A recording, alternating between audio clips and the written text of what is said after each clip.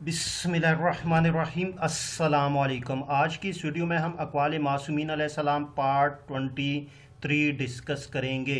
लेकिन video start करने से पहले अगर आपने हमारे चैनल को सब्सक्राइब नहीं किया जल्दी से सब्सक्राइब कर ले और साथ में बेल आइकन भी प्रेस कर दे ताकि आपको हमारी लेटेस्ट वीडियो की नोटिफिकेशन मिलती रहे।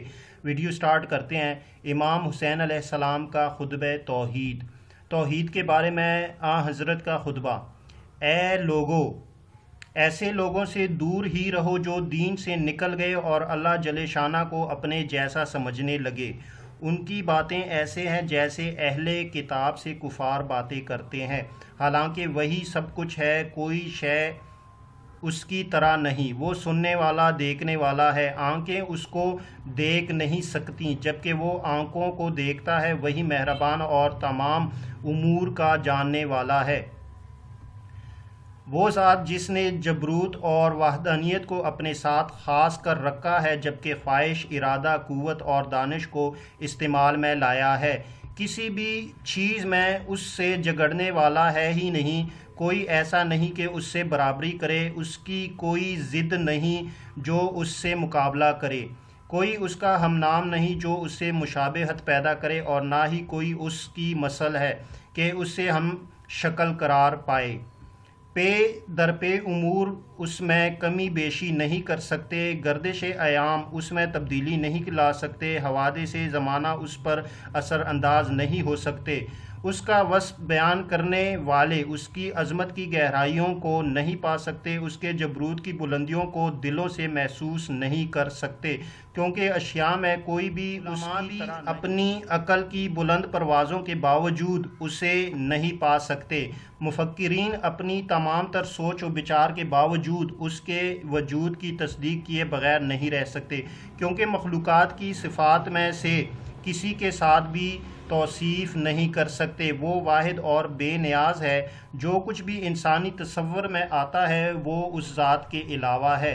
वो कोई भी रब है जिसे दर्क किया जा सके। वो भी कोई रब है जिसे हवा या गैर हवा घेर लें। वो हर चीज़ में है, न उसकी तरह के उसके हसार में है। वो तमाम चीज़ों से जुदा भी है मगर न उस तरह के वो उससे मख्फी है। वो भी कोई कादिर है कि कोई उसकी ज़िद हो और उससे मुकाबला करे या कोई उसकी बराबरी करे। उसकी कयूमियत गुज़रे हुए अयाम की तरह नहीं है, उसकी तवज्जो कोई ख़ास जिहत नहीं। आंखों से मख्फी है, अकल की गहराइयों से भी पोशीदा है। जिस तरह अहले ज़मीन से पोशीदा है, अहले आसमान से भी ऐसे ही मख्फी है। उससे कराबत गोया उसका ग्रामी कदर बना देना है, उससे दूरी गोया घटिया करार देना है। उसका कोई मकान नहीं है और ना ही ज़माने उसको अपनी लपेट में ले सकते हैं। कोई भी उसके अमूर में मुदाखलत नहीं कर सकता। उसकी बुलंदी से मुराद ये नहीं कि वो किसी टेले पर है।